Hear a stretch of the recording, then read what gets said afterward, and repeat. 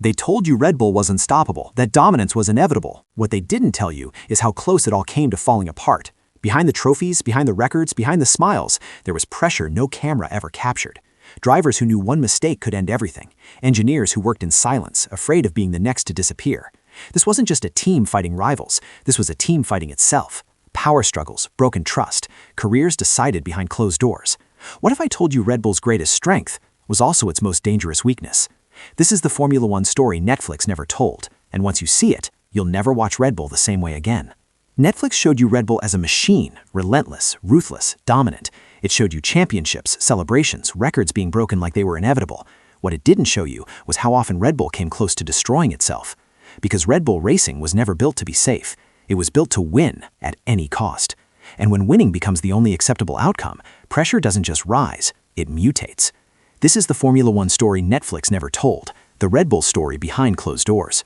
Before the dominance, before the trophies, Red Bull was an experiment that many in Formula One didn't take seriously. A drinks company buying a failing team, loud branding, big promises. Inside the paddock, they were mocked. And inside Red Bull, that mockery fueled something dangerous, obsession. From the beginning, the culture was different. No patience, no sentimentality, no safety net. Drivers were not protected, they were tested. You didn't see how early Red Bull learned that fear was a tool. If a driver knew his seat was never safe, he would push harder, sometimes harder than he should. That philosophy created winners and casualties. Netflix showed you Sebastian Vettel smiling on podiums. It didn't show you the internal tension as Red Bull struggled to manage success. Because once Red Bull started winning, a new problem emerged: control. Who controlled the team? Christian Horner on the pit wall? Helmut Marko in the shadows? Adrian Newey in the wind tunnel? Power inside Red Bull was never centralized. It was negotiated, constantly. Meetings were quiet, but brutal. Decisions were made quickly and rarely forgiven. When Vettel left, Red Bull didn't just lose a champion, it lost stability. What followed was chaos. Netflix showed you multiple drivers rotating through the second seat. What it didn't show was how deliberate that chaos was. Red Bull believed pressure revealed truth. If you cracked, you were never meant to stay. Drivers felt it immediately. One bad race could change everything. One wrong comment to the media could end a career. The garage became a psychological battlefield. Then came Max Verstappen. Netflix showed you raw talent, aggression, fearlessness. It didn't show you how Red Bull reshaped itself around him. Because Max wasn't just fast, he was non-negotiable. The team learned quickly that Max needed absolute trust and absolute commitment, and in return, he would deliver something Red Bull craved more than anything: certainty. But certainty for one driver meant uncertainty for everyone else. You didn't see how strategies subtly shifted, how engineering focus narrowed, how feedback from the other side of the garage began to matter less. Publicly, Red Bull insisted on equality. Internally, the hierarchy was clear, and that hierarchy came at a cost. Teammates became benchmarks, not partners. Every lap compared, every mistake amplified.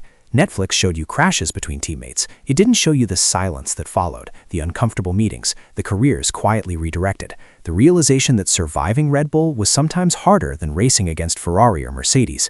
Then came the championship fight that changed Formula One: Red Bull versus Mercedes, Verstappen versus Hamilton. Netflix showed drama. It didn't show desperation. Because Red Bull wasn't just fighting for a title, it was fighting for validation. Years of pressure, years of almost, years of being second. Inside the team, emotions ran dangerously high. Every FIA decision dissected, every rumor treated like a threat.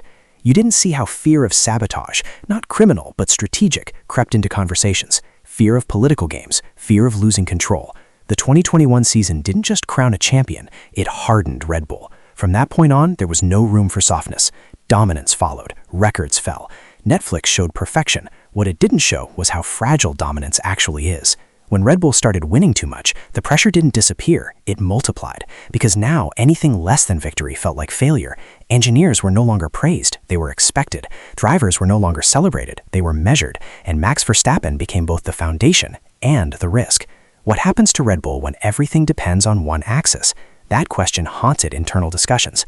Netflix didn't show the moments when Red Bull questioned its own future, when cost caps tightened, when rivals closed in, when dominance felt temporary. Because Formula One teaches one lesson brutally well: nothing lasts. And Red Bull knows this better than anyone. The culture that built champions can also consume them.